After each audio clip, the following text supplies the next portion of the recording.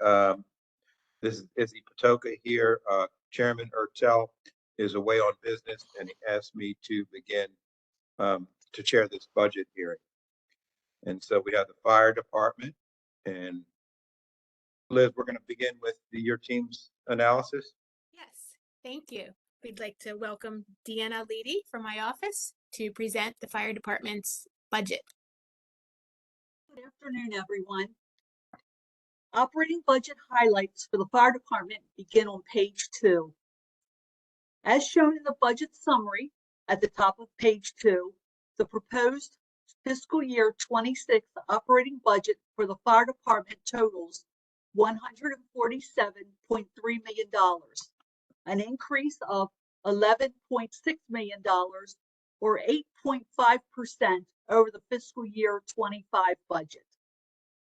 The general fund portion of the budget totals $144.6 million and increases by $12.4 million or 9.4% over the fiscal year 25 budget, primarily due to increases in negotiated salary scale adjustments, callback, 2 new positions, turnout gear previously ARPA funded, motor fuel costs, professional service fees based on EMS revenue, and volunteer EMS attendance status incentive from $35 to $50 per hour. The special fund portion of the budget totals $2.7 million and increases by $835,000 or 23.6% due to changes in various grants. Notably, a proposed fiscal year 2025 general fund supplemental appropriation totaling $5 million effectively would lower the proposed fiscal year 26 general fund budget increase from 9.4% to 5.4%. This supplemental appropriation bill was introduced on Monday night and is planned for consideration at the June 2nd legislative session. Our analysis compares the proposed fiscal year 2026 budget with the current fiscal year 2025 budget, but we have taken into consideration in our analysis the department's needs as reflected in the supplemental budget request. Other noteworthy highlights on page 3 include a reduction of vacancies to 64 from 66 in March of 2024, a slight increased budgeted turnover savings from 4.99% to 5.05%, recruitment retention challenges along with the department's fiscal year 26 strategies, and statistics on probationary recruitment classes. On page 4, capital budget, equipment financing package, and ARPA highlights are also mentioned. Continuing on page 4, Exhibit 1 displays the department's budget history. Keep in mind that the $5 million supplemental appropriation, the fiscal year 25 bar would extend a bit higher. On page 5, the pie charts show how the proposed funding will be allocated. Personnel costs represent the largest category of expenditures, and grants, subsidies, contributions is the next largest slice. Next, Exhibit 3 shows the department's budgeted increases and decreases, with personnel costs changes showing in yellow, non-personnel cost changes in orange, the increase in volunteer fire companies in blue, and the amount of the special fund change in green. On page 6, Exhibit 4 shows a history of authorized versus filled positions. And below Exhibit 4, the analysis notes the very low level of budget flexibility within the fire department's operating budget. Finally, we have prepared a list of questions for the department and the Office of Budget and Finance, which we are hoping can be discussed today or addressed with a written response. I would like to take this time to thank the department and the Office of Budget and Finance for their assistance during this budget review process. And at this time, I would like to turn it over for discussion. Thank you, Ms. Leedy. Do any of the members have any questions, comments, or thoughts to share with Ms. Leedy? Okay, hearing none, I think we're going to hear from the fire department. Chief Dixon, Yeah, welcome. yes, sir. Good afternoon, everyone. Joe Dixon, I believe there's some names that aren't familiar to me, but it's a pleasure to be here, honored to serve as the chief of Baltimore County Fire Department. And we certainly want to express our thanks. Initially, the budget number for our department was 3.66%. And our county executive's commitment and it now being over 9% to help us continue to serve our citizens and neighbors and guests here in Baltimore County. We're very grateful for that. What I can say, one of the things that often comes up is before we get into the questions is the question of callback. Again, we are committed to providing the level of standard of cover, the level of service our community deserves and they expect. And part of many of the things that hold us to the cost and create the callback are going to be associated, as mentioned in this document, with our memorandum of understanding. And then there's other variables that we're working on. We're working diligently on changing how we recruit, where we recruit. We are at capacity. We're working at or very close to capacity with how many people, how many recruits that we can get through annually. And we've decreased our loss or our drop rate. There was a high of over 30% to the last class or the current class that we have in now. It is somewhere between 5 and 10%. So it is important for us to understand that so that we can keep our turnover rate at a reasonable amount. And again, but ultimately our goal is our mission is to provide the services needed by our community. And we're very thankful for the support that we get from our administration and legislators as well.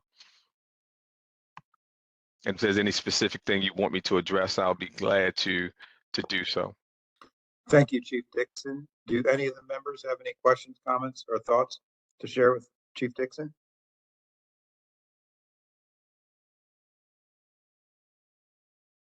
Okay, hearing none.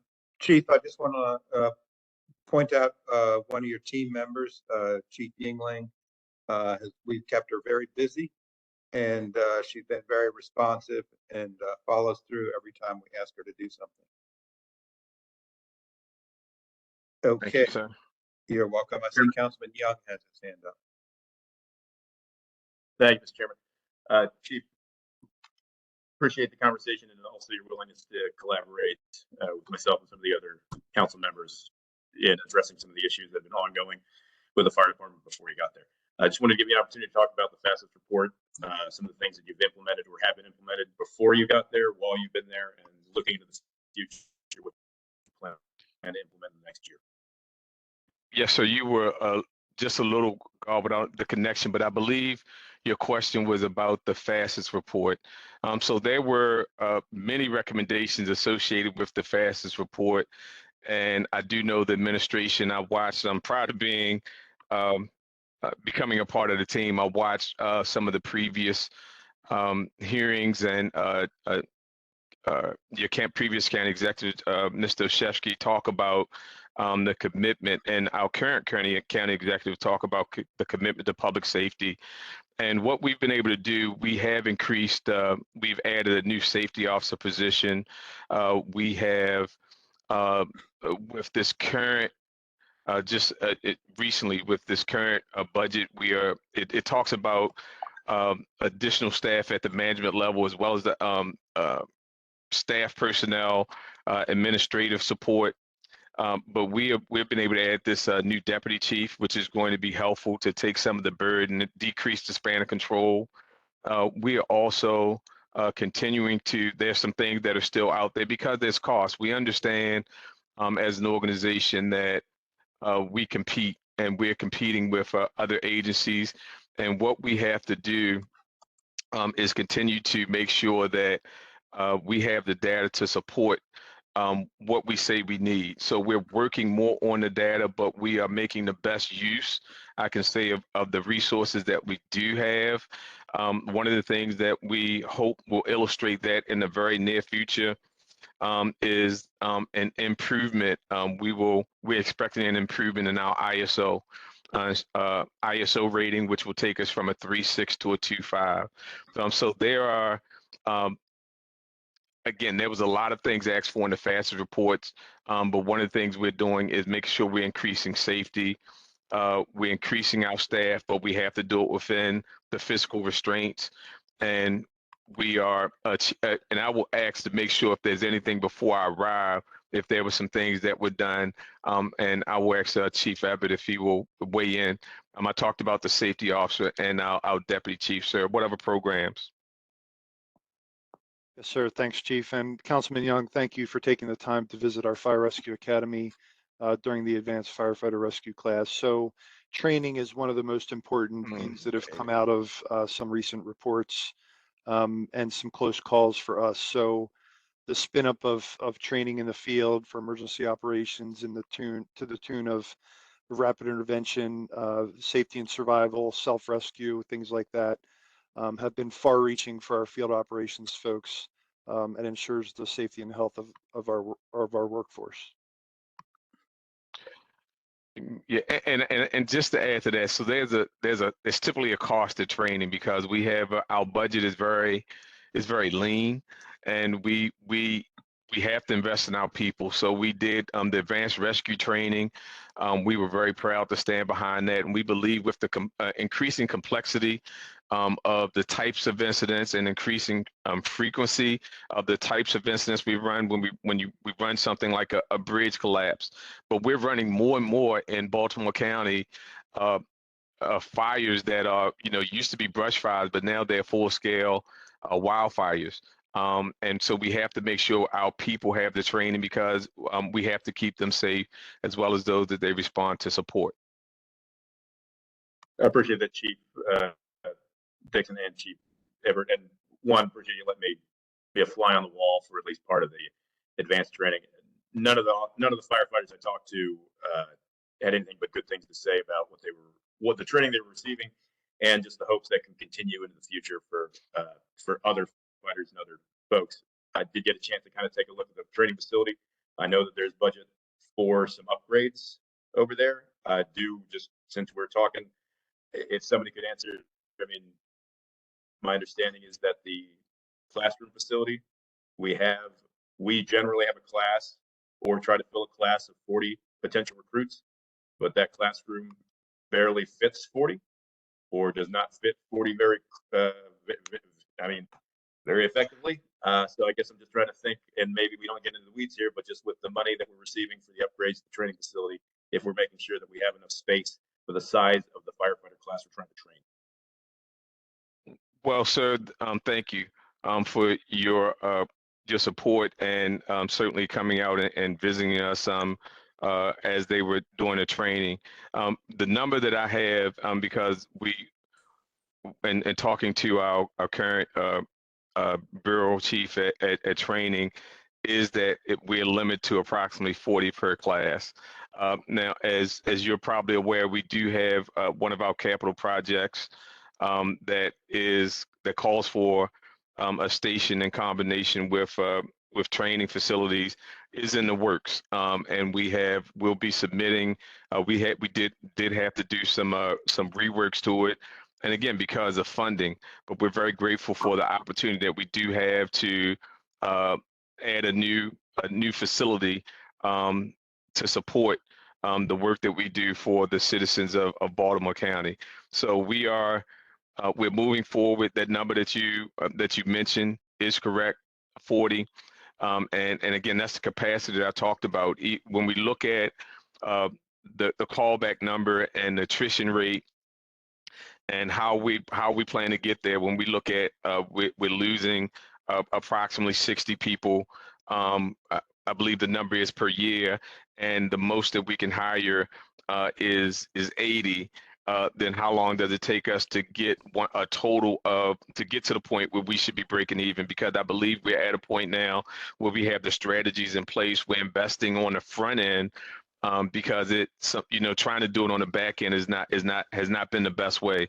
So we're investing a little more into our recruitment initiatives, and we are getting again more interest, and we hope that but we're at capacity, and everything else has been done correct. We've made adjustments with our we're thankful for having an HR component here in fire, and they've done a great job in being supportive, but we are limited, and part of the limit we would love to have, and I know our administration would love to give us everything, but we're limited from a fiscal standpoint, but we're going to make the best with what we do have, sir. But and thank you. And I appreciate you, one, credit where credit's due, talking and focusing on the conversation around recruitment, and the administration too, for listening to those conversation concerns from not just us, but from the other members of the field.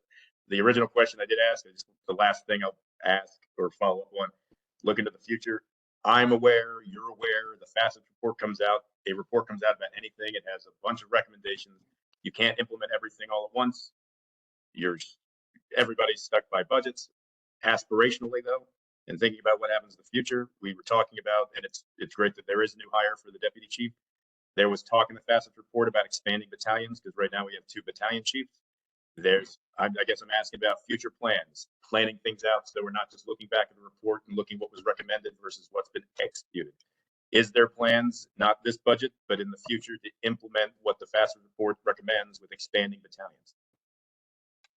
And that wouldn't be certainly we put that forward. I mean, we've talked about that was part of the negotiations or part of discussions even prior to my arrival. I am aware of that, but it's all limited based upon cost. It's also limited. We have had talks with our local, because we're looking at the way we're currently now looking at the way the organization is structured, and to better make use of our resources. There are some things that are here that are not common. They're not best practices. Having a captain and a lieutenant on the same piece of paper is cost prohibitive if you were running a business, but it's not something that you can change overnight. But I do believe the administration has moved forward with this is just a first step, and we talk about the next steps of implementing. We know that we need it, and we're going to be judged by what we knew when if something were to happen now that's associated with whether it's this report, the fastest, or one of the other after action reports associated with near miss or tragic occurrence. But I do believe the administration understands that, but I also know that we have to operate. And sitting through the budget hall, Mr. Reed talks about our fiscal responsibility. There's only so much juice to squeeze, and we're going to we're hopeful that we will continue to move forward for implementation or more implementation associated with the fastest recommendations.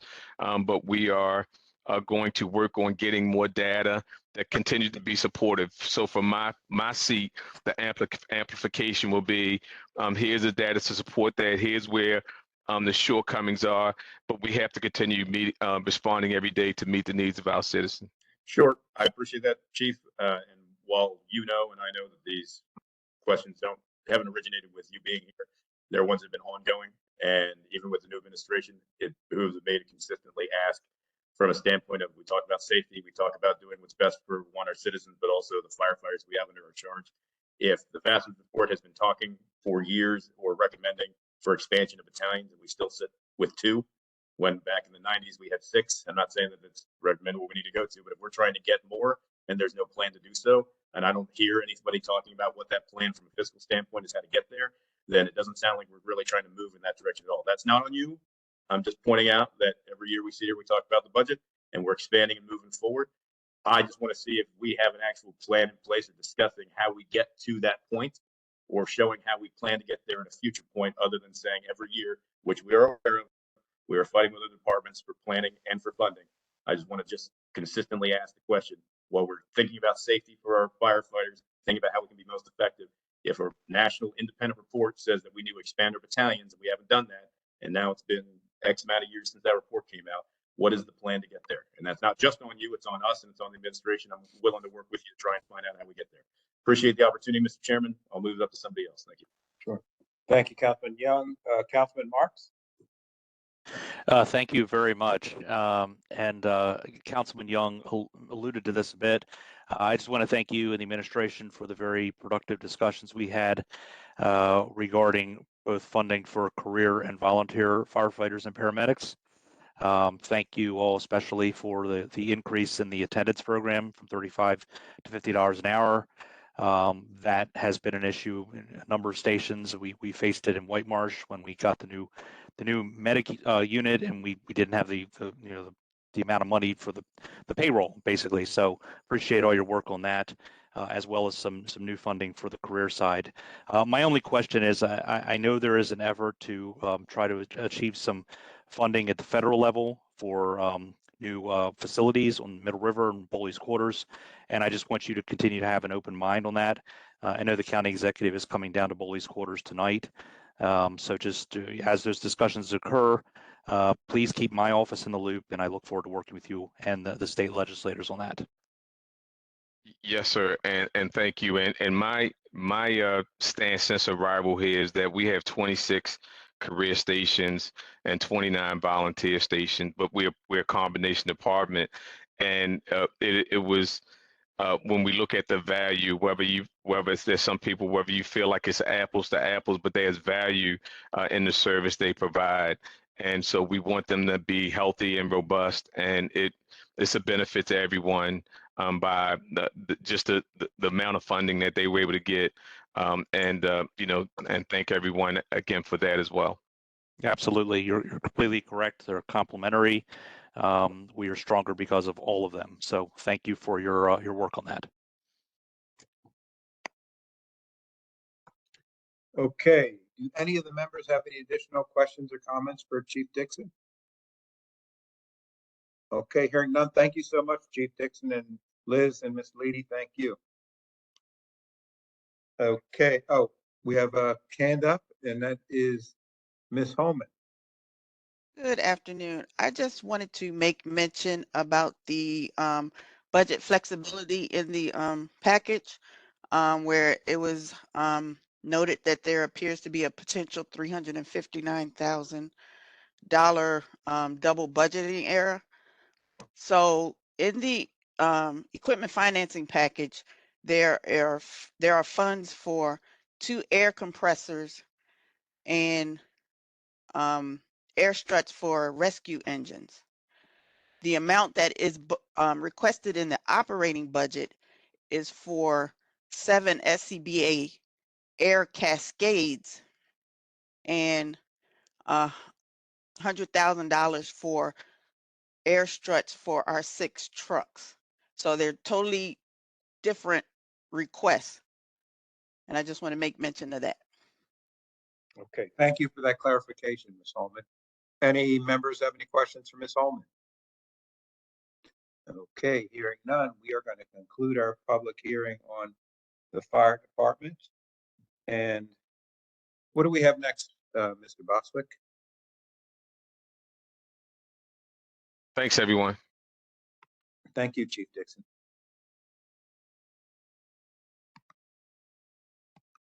Is it Rec and Parks I think we have or elections? elections.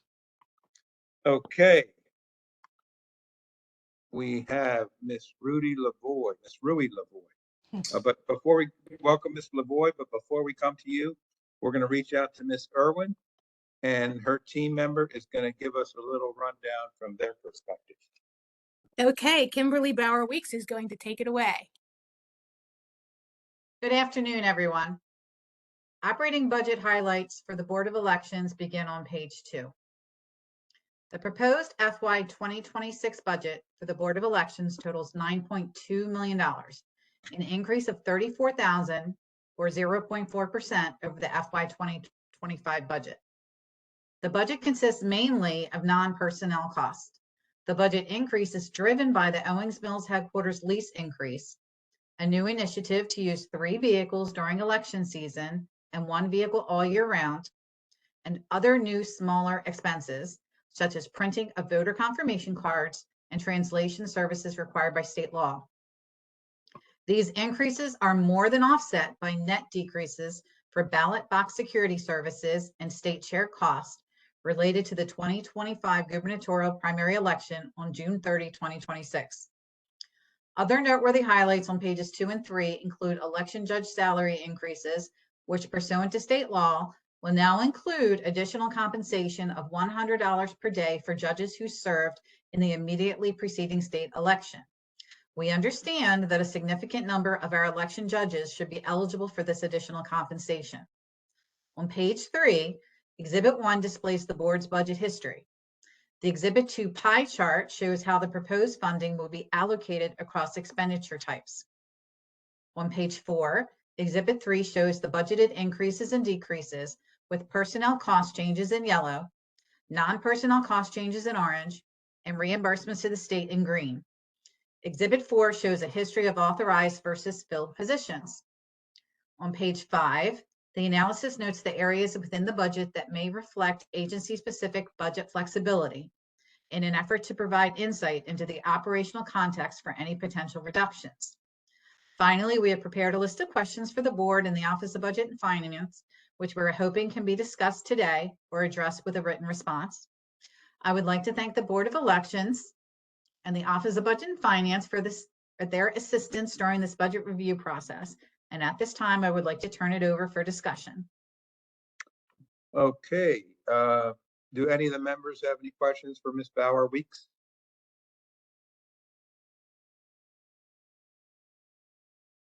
Okay, hearing none, we're going to turn it over to you, Ms. Lavoy. So thank you, Mr. Chair and council members, and thank you, Ms. Bauer Weeks as well.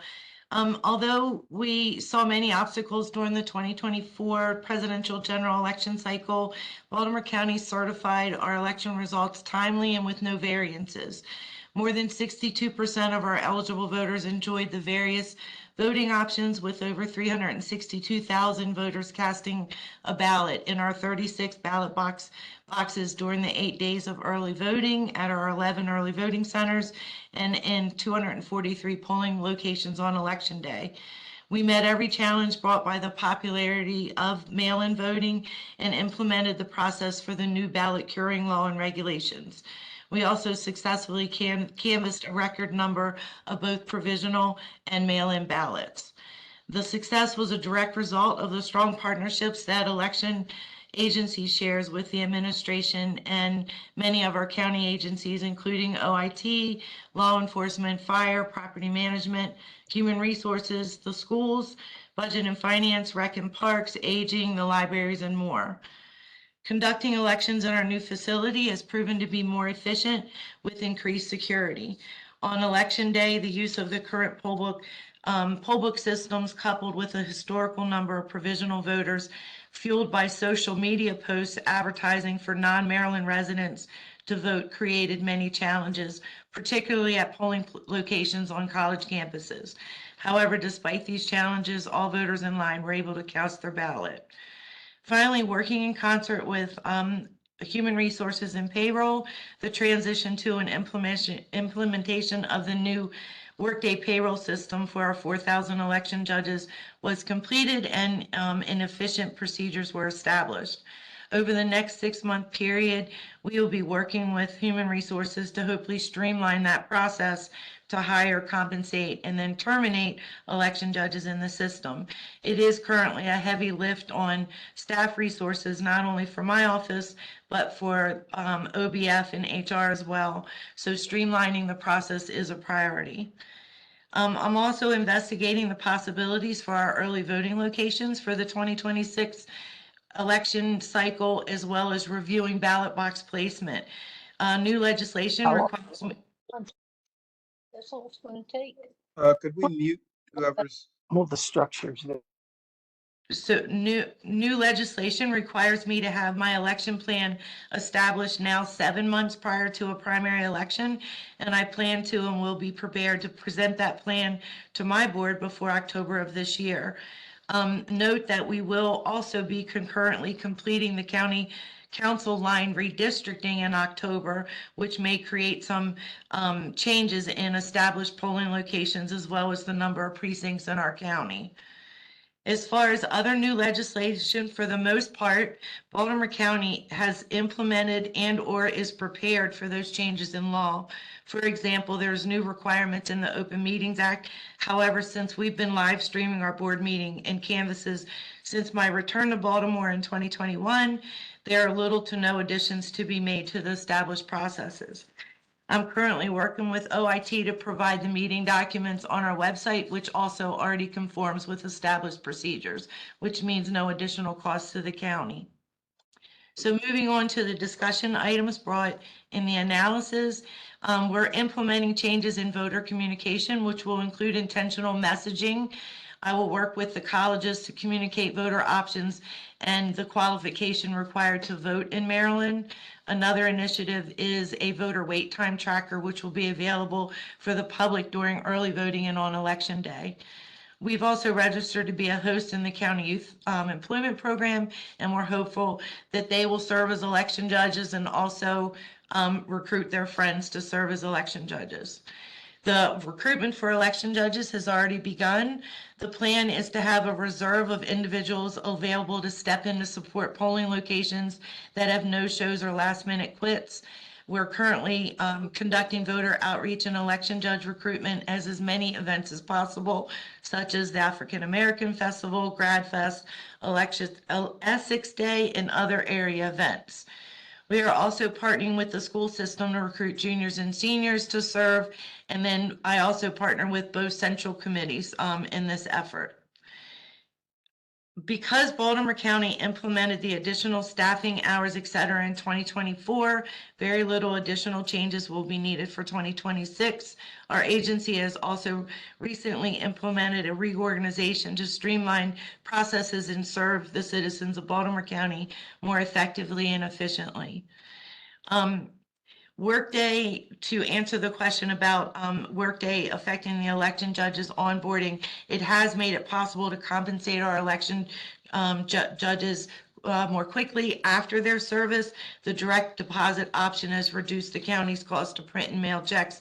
However, as I explained earlier, it is a heavy lift on staffing resources because we have to hire 4,000, onboard 4,000, and then terminate 4,000, and then the process starts all over again. So streamlining that process again is a priority.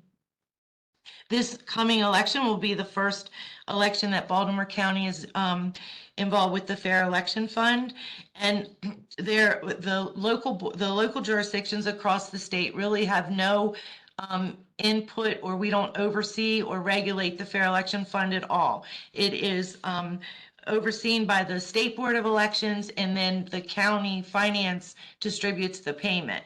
However, as a courtesy, I do work with OBF and provide weekly candidate contact information, so they have up-to-date information, and we also pass along any interest or questions that we receive regarding the Fair Election Fund. Excuse me. In regards to our state shared election costs, the state quarterly billing consists of shared costs and also direct cost items. Depending on the item, the cost is passed along to us. For example, voting equipment by law is a 50-50 split with the state, whereas voter registration, the statewide voter registration system, is shared with the 24 jurisdictions using a percentage based on the voting population determined by the latest census. Our percentage is currently 13.79%. We were able to realize a reduction in the estimated state shared costs for fiscal year 26 using an average savings over the past 3 fiscal years. I'm extremely careful and mindful when determining state staffing needs and other items that are billed back to our county by the state. Also, there is a savings in the cost of our poll books and printers. I, along with several other directors, worked with the state regarding the shared costs for those items. Originally, the state considered the poll books and the printers as part of voter registration, which required us to pay, be 100% responsible for those costs. After the conversations and working with legislators, poll books are now part of voting equipment, which cost is shared with the state 50-50. For our motor pool, we have a large cargo van that we keep year round, and the need for that vehicle year round is because the election agency is located in Owings Mills, and we have to go to the post office daily to retrieve mail and pick up mail. We also have to travel to Towson several times a week to retrieve inter-office mail from other county agencies, as well as the cashier. And we have the 3 additional SUV vehicles only during an election year. Those vehicles are used for ballot box ballot retrieval and other election-related transportation needs. I ask that it's noted that it's more secure to retrieve the ballots in vehicles that are identifiable. Examples of other transportation needs during an election year include attending trainings, delivering equipment, outreach events, signal testing at the 243 polling locations, which is required several times prior to each election, signal testing at early voting centers, which is required 4 times prior to each election, as well as field support before, during, and after an election. I'm currently working with Budget and Finance to possibly trade the larger cargo van in for a smaller year-round vehicle, which may be another savings for the county. In closing, I'm proud to announce that Baltimore County has been selected one of 75 jurisdictions nationwide, selected by the U.S. Alliance for Election Excellence, and we will be certified in the Standards for Excellence in Election in 2006. Our building has been designated the gold standard. Our building and our operations have been designated the gold standard in Maryland and across the country. Thank you, Mr. Chair and council members. I'm happy to take questions. Thank you, Ms. LaVoy. That was a very comprehensive briefing on your agency. Do any of the members have any questions, comments, or thoughts to share with Ms. LaVoy?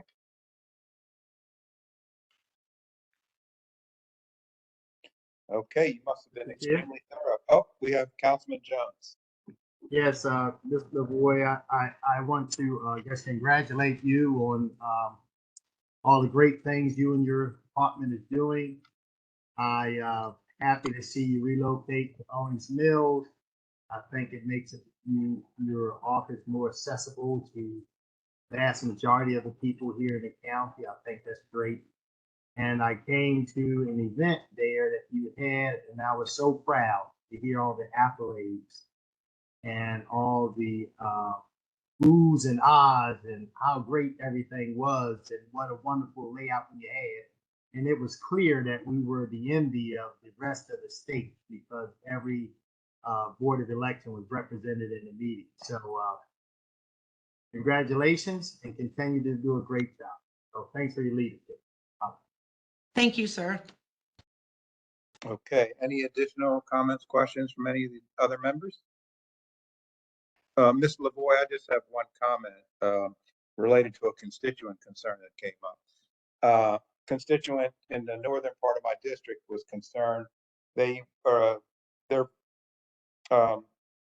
polling place was Ridge Ruxton School, and they received a letter that they will not be voting at Ridge Ruxton anymore, which they said was very convenient. And I think they were now directed towards Riderwood Elementary. And I was just wondering what happened to Ridge Ruxton. So nothing happened to Ridge Ruxton. Maybe that was part of the redistricting. I would have to look. I apologize, Chairman Pataka. I'd have to look up that address. Unfortunately, when the lines move, I don't really have a choice but to move voters, and sometimes. Gotcha. Okay. So yeah. I guess the question I have, Ridge Ruxton is still a polling place. Yes, sir. Okay, that's it. Thank you so much. You're welcome. If you have them contact me directly, I'm happy to help them. Will do. Any of the other members have any questions, comments, or thoughts? Okay, hearing none, this will conclude the budget hearing on Board of Elections. Thank you, Ms. LaVoy. Ms. LaVoy, who's that standing up? Who's that behind you? And my apologies, Chairman. I meant to introduce him. This is William Fuhr. He is my board president, and I appreciate him being here today to support our office. Okay, thank you so much. Thank you, sir. Sure. Okay, we're going to conclude this hearing and we'll move on to Rec and Parks. Thank you, Ms. Lavoy and team. Oh, we have Kim Bauer Weeks. Say goodbye. Oh, okay.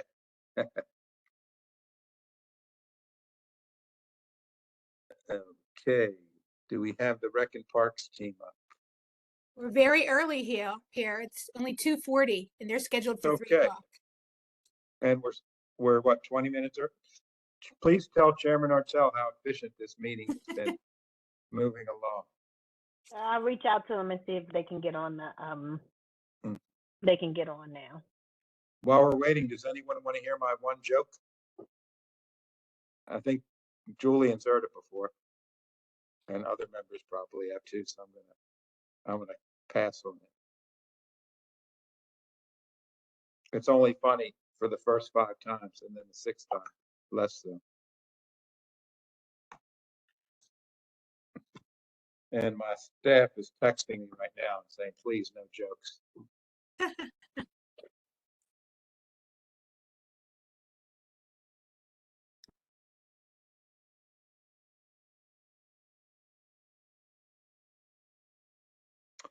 Okay, how about current events? There's a new pope. It's the first U.S. pope. So that's exciting news. He selected his name after my grand kitten. Leo? Yes, there's a Leo the cat in the family.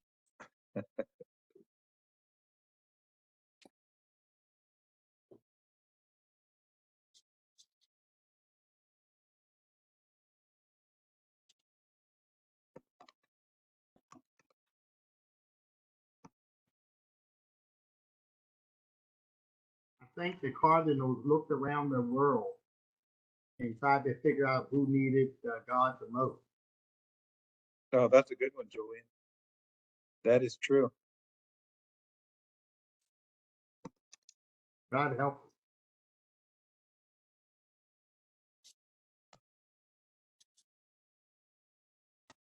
I think Trump was disappointed that he wasn't selected. That's what I hear. He had all the clothing ready to go. His wardrobe was set.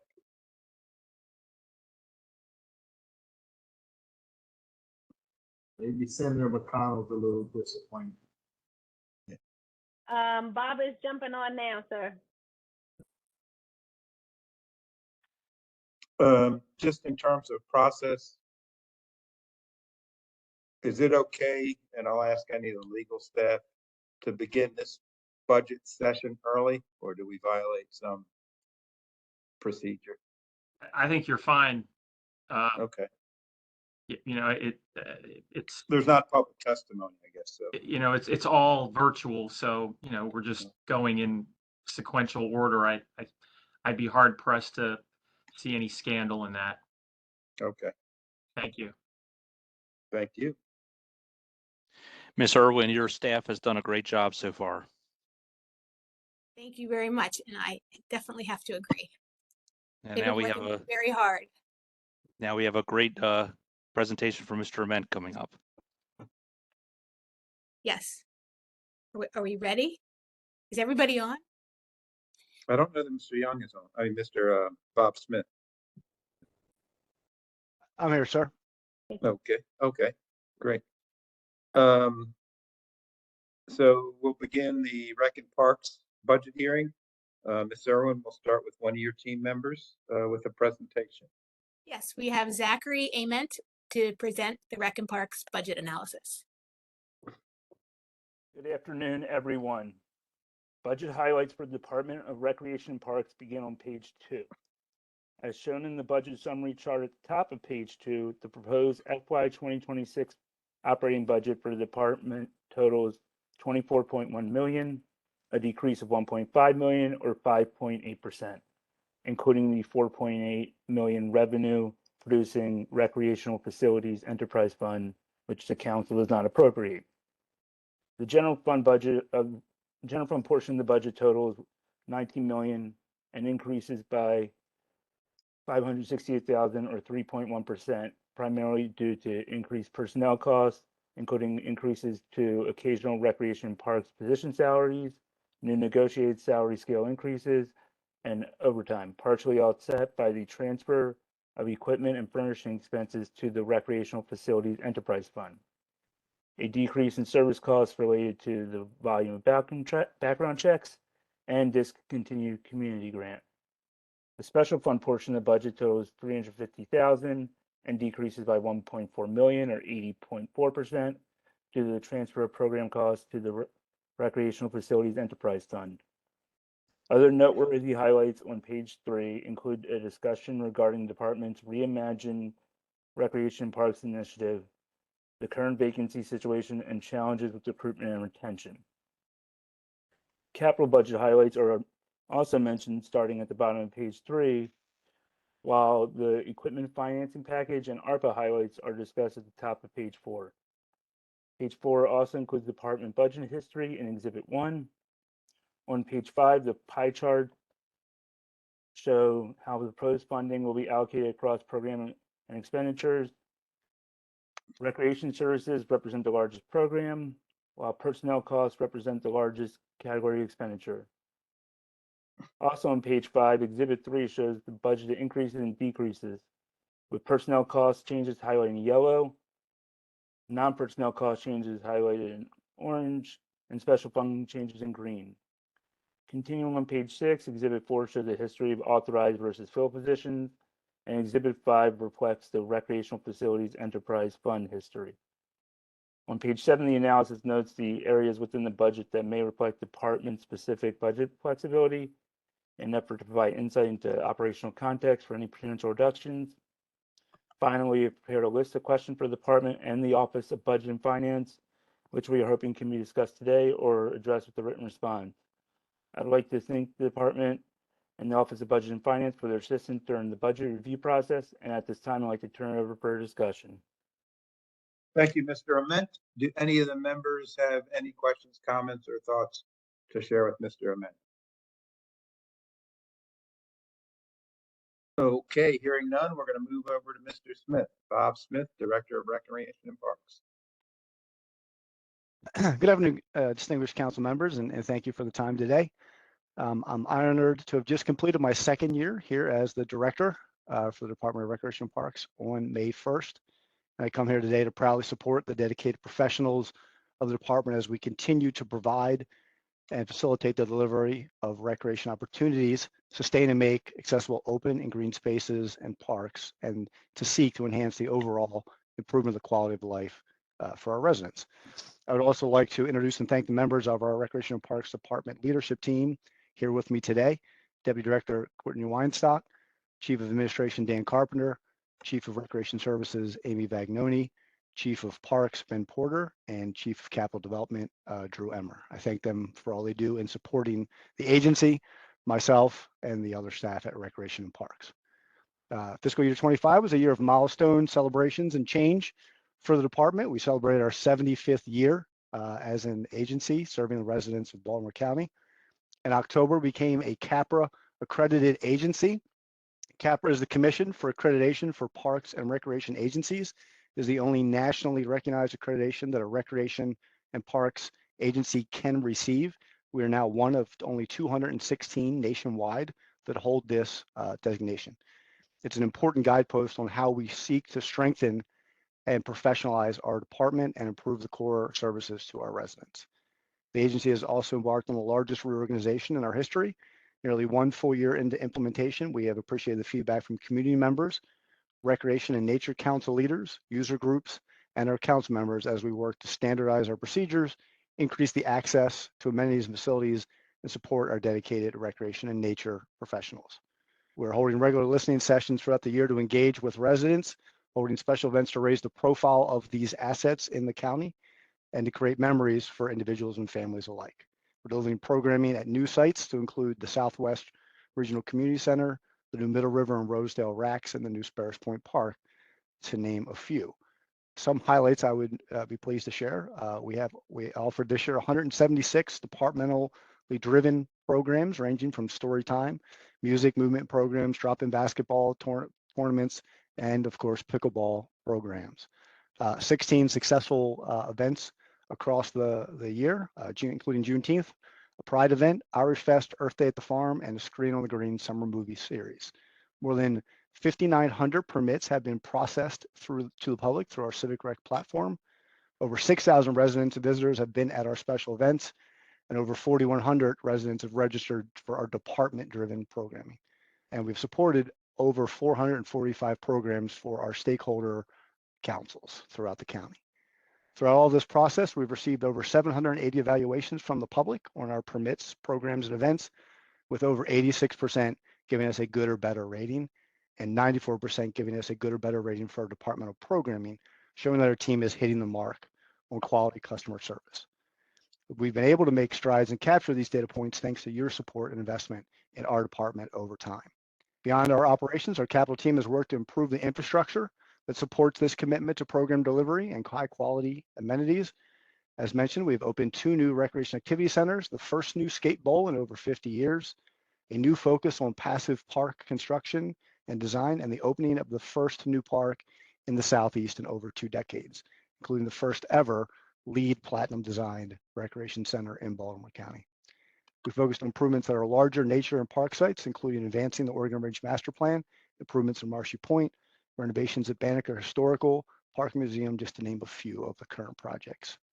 We've created a capital projects page that outlines upcoming and new projects for the public to see. And we're also very focused on the smaller but equally impactful efforts, including continuing ball diamond delipping, multi-purpose court resurfacing, and completing our 60th playground replacement since 2022. The budget before you today supports the work we do in service to our residents, our visitors, and our environment in Baltimore County. And we're deeply committed to ensuring that the Department of Recreation and Parks is on a strong path forward. Thank you again for your support, and I'll be pleased to answer any questions that you may have. Thank you, Mr. Smith. Do any of the members have any questions, comments, or thoughts to share with Mr. Smith? Councilman Young. Thank you, Mr. Chair. Director Smith, good to see you again. First, just want to thank you and your team for the ball fields that were relayed. The school had been built years ago. We had gotten pressure and concerns from the community about how the fields were, one, unusable and not being utilized. And working with your team and connecting BCPS, you all were able to solve that. And the community's happy. They're looking forward to using the ball fields this year. And just appreciate your all's work on it, because at first we weren't trying to fix it, and then we all came together and figured it out together. So thanks for your collaboration on that. Also, congratulations on Irish Fest. I chaired the Irish Caucus for 8 years in the House. We did our own party, but this was the first time I got a chance to see what Baltimore County could do. It was a great party up at Oregon Ridge. So look forward to attending it next year. Outside of that, I was hoping you could kind of give us an idea. I know there's some staffing issues and retention issues. Positions were opened up, especially for the Reimagine Rec and Parks. I think arguably any department trying to recruit folks to fill positions, it's about funding. And you referenced that in the report, and it's referenced in the analysis we got. Is there any talk about or any plans to reevaluate the structure of salaries, knowing that that's part of the reason you're having trouble filling these positions?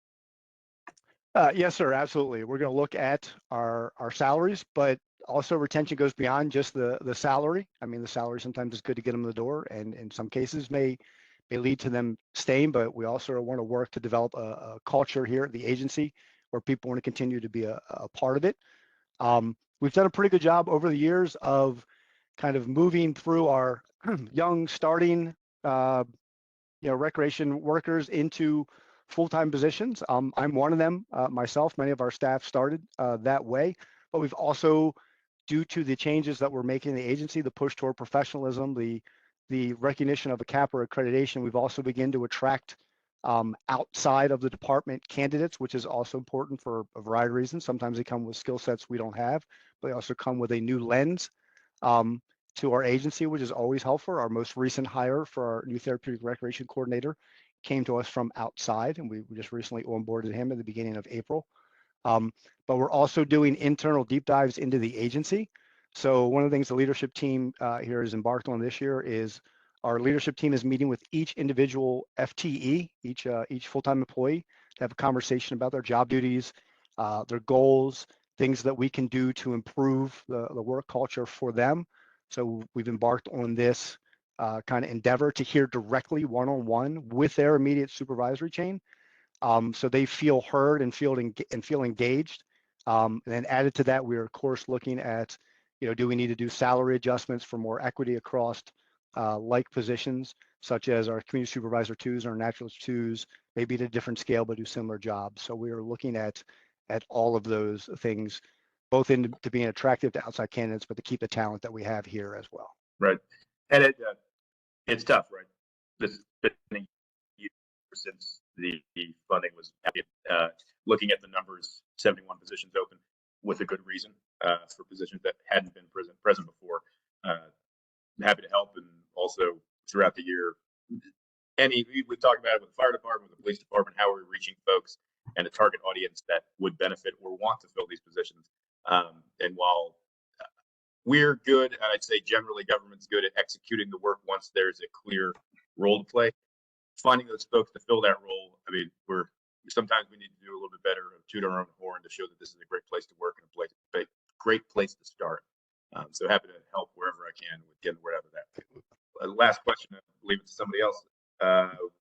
With the state challenges with the budget, can you give us like an idea of one, specifically program open space and dollars that we can expect, what they can expect, we can expect to feel the pinch here, since we're going to be receiving less money from the state, and what we might need to do / maybe think creatively and making sure that the program's not going anywhere, but making sure that we're funding it appropriately and shoring up differences that we weren't expecting from previous years. Sure. Program open space is vitally important. So what we do, both in obviously our agency and other recreation agencies across the state, we have been allocated our POS for this year. So our allocation this year is $3.4 million in the FY26. That is down from last year from 4.3, and our 5-year average is about 7.7 million. So it is a significant drop in POS funding. The other issue with POS, which I believe they're also looking at, is half of it has to be used in acquisition, so it can hamper some development. But I know they're working at that state level to, if you can meet your green space requirements, that they can lessen the restrictions on the use for development. So really, any support to maintain appropriate focus at a state level on protecting program open space is always beneficial. I will add, though, that is also driven by the housing market, so some of it is beyond control of any of the legislators. But we were pleased to see that it did survive this year's state level cuts, and we did receive our allocation for the FY26 year. Great, I appreciate that, and I'd be interested throughout the next fiscal year, knowing that there was already knowing we were having a reduction, knowing what that reduction is, working with you and the team about how we're managing the precious dollars we do have related to program open space. So appreciate the update and the work you all do. Thank you so much. Thank you, Mr. Chairman. Sure thing. Do any of the members have any additional comments, questions, or thoughts? Councilman Marks. Thank you very much. Councilman Young asked the question the auditors identified about program open space. So thank you for addressing that. The auditors also identified their desire, and I think our desire as well, a timeline for the projects in Appendix C. Is that something you all could provide us? Sure. Yeah, the projects in Appendix C are scheduled with 3 exceptions between FY26 and 28. The projects in Appendix C should be happening. The 3 exceptions to those is the Pikesville Armory project, because that is not our timeline. We don't control that project, so that funding goes to that organization, and they kind of control the timeline on that. And then Carroll Island Road Park and Renaissance Park, both, while have funding, do not have what we would consider at this time appropriate funding for development. So those may take additional funding years to get the appropriate funding to complete those projects. So the Carroll Island Park has the funding, but I guess you're saying that it's in different pots, right? Federal and state. Well, I think it only has 2.6, 2.9 in funding right now for Carroll Island. So that would not, for a park of that size to do redevelopment, $2.9 million would not, in our estimation, even passive use. We did Meadow Creek Park over in Councilman Patoka's district, and I think that was 1.4 million in development, in design and construction for a much smaller parcel. So I would expect that design costs are going to reach almost up to that $2 million range when we get to a park of that size, sir. Okay. What is the timeline though to begin the conversations on its uses? We can set up public engagement this fall and begin to hear from the public on what they want to see at that park, including how they would want to name it, sir. Yes, we've talked about that. Okay. Yes, sir. And I think I'm going to ask about this one, the Gerst Road Park. Yes. So this budget has all the funding we need to basically complete this park, correct? It appears to be so, sir. Yes, sir. $4 million, I do believe so, and the design team is already engaged. Okay. When do you think a final design will be ready? I don't know the answer to that, but I can get it to you and follow up with you, sir. Okay. Very eager for that to get moving along. So, okay. Thank you very Yes, much. sir. Okay, do any of the members have any additional comments, questions, or thoughts to share?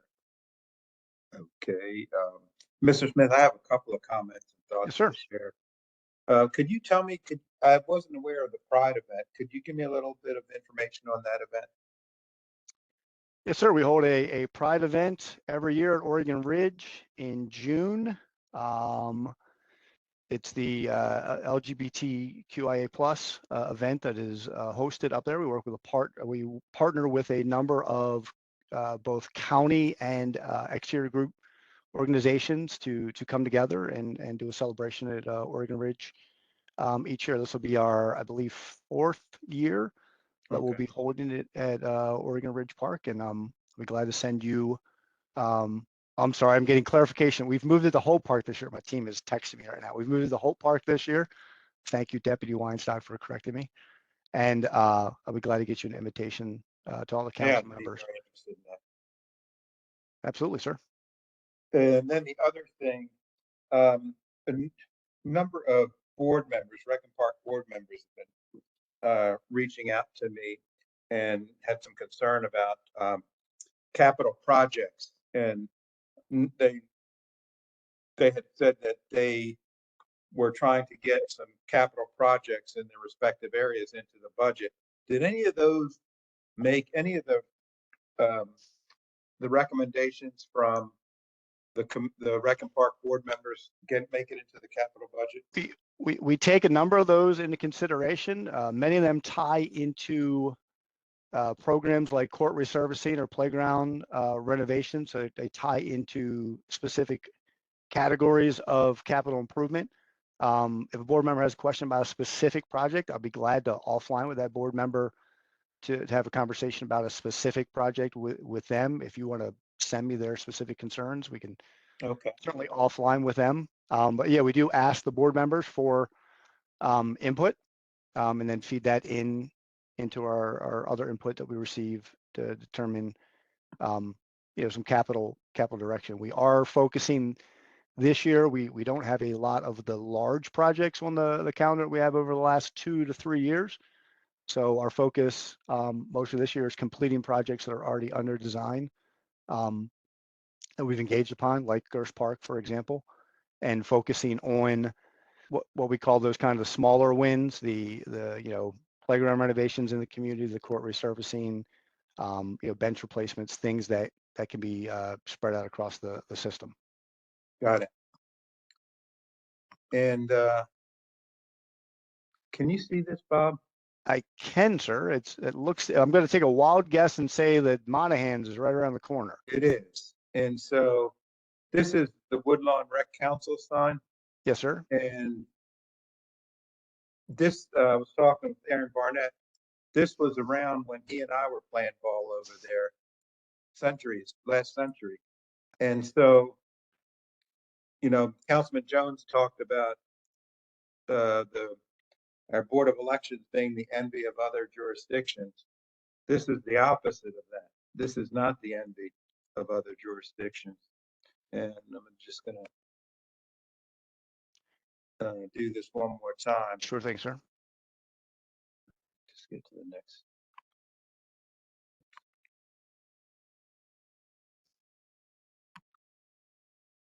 Okay. So here's a, can you see this one? I cannot, sir. Try to get- That's CNN, sir. Pardon? I'm seeing CNN right now, sir. Okay, no. There we go. I'm not doing That's this right. Woodlawn. Yes, there you go. That's another side. That's the other side of the Woodlawn sign. Yeah, so this is a close-up of it. And this ties into a number of initiatives. We've got $1 million of ARPA funds for Woodlawn Village. And this is it says Woodlawn Rec and Parks. And, you know, the reason I bring this up is it ties into a myriad of discussions and issues the council has dealt with over the past year. For example, we recently had a discussion about protection of the Erdel. And so how does this tie into that? Is that if we're out there building, you know, this is our Interbeltway community that clearly says, hey, we're really old and we really don't have quality rec and parks here because this is from last century. And so I just feel like this should be our emphasis, because before we start thinking about the new shiny object in the excerpts, we got to take care of these things. This is lots of children are in this area, and I just feel like things like this should be top priority. And if you could coordinate with Tucker Kavanaugh, who's got the ARPA funds, and maybe cobble together some additional funds to try to make this. Well, sir, I can actually answer that, and I'm always happy to have. I'd love to hear how we can Sure. address that. Sure. We just completed in previous year, we had funding to develop a new sign package. We've just recently completed the sign master plan. We'll be rolling those out this year. We can certainly identify that as one of the locations to That do would it. be great. So and we you are. could share that with Aaron Barnett, who I would be glad to talk to Mr. Barnett. Yep. Yeah. And So we agree that you could find another 8 of those or 10 of those across the spectrum easily, sir. We never had the ability or funding to focus on sign replacement until recently. So we're pleased. We have a new sign design schematic that was done. If you drive by, there's a little corner park right by the gravel parking lot here in Towson. We just put up a temporary sign there for the new Truth and Remembrance renamed park there, Truth and Community Remembrance Park. And that'll show you kind of the design we're moving forward on. But we'll be glad to reach out to Aaron Barnett over Woodlawn. This one, I think, just in terms of equity, in terms of, you know, the budget to me, like we can all say what we think public policy ought to be. And unless we put it in the budget and act on it, it's really we're not articulating public policy, because we do that through the budget. And so, yeah, this one and the 8 others that you talked about, there's probably more than that, elevated sir. to the top, and we should There's figure out probably more than that across the spectrum. We have done a large sign review, and a sign master plan is done, and we're moving that forward this year, sir. Okay, thank you. Absolutely, sir. Councilman Marks. And Mr. Smith, those signs include for the Sukup Arena, correct? That will be one of them, sir. Yeah, that was knocked down 3 months ago or so during the snowstorms, and I know you're working on that. You work with property management, I'm assuming, right? Actually, for the signs, we work with a sign vendor. And actually, I'm getting reports right now. The Sukup sign is already designed, so the new one. When will be in this summer, I guess? Summer, yep, yes, sir. Yeah, I mean, it just seems to take a long time for some of this stuff.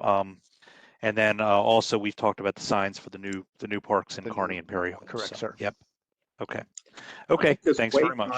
I'm sorry, Councilman Mark. I'm done. Okay. I think wayfinding is underrated. It's also in the list, sir. It's I think if you in the drive list to as the well. county and you see signs like that, we're the opposite of what Councilman Jones said. We're not the envy. It's like, wow, this place is last century. So I just think it's something that that needs to be tended to. So I think I've communicated that. So thank you, Mr. Smith. Oh, I do have one more thing, Oh, Councilman go ahead, Toka. Councilman Jones. Yes, sir. I mean, Councilman Marks. So. Okay, thank you. Thank you. You mentioned the Truth and Remembrance Park. Who makes the ultimate decision on naming parks? Is that just the department? There is a policy in the department. The department makes a final recommendation to the county executive for park namings or renamings, in that case may be. Yeah, okay, very good. I mean, I don't represent that area anymore. I drove past there and didn't know it had been renamed. It used to be Pioneer Park. I understand why it was renamed, but so it's ultimately the county executive, correct? We make the recommendation to the county executive, yes. Okay. Okay, thank you. Okay, do any of the members have any additional comments, questions, or thoughts to share with Mr. Smith, Director Smith? Okay, thanks, everybody. This concludes our budget hearings for today. And everyone have a good rest of the week. Take care, everybody. See you on Tuesday.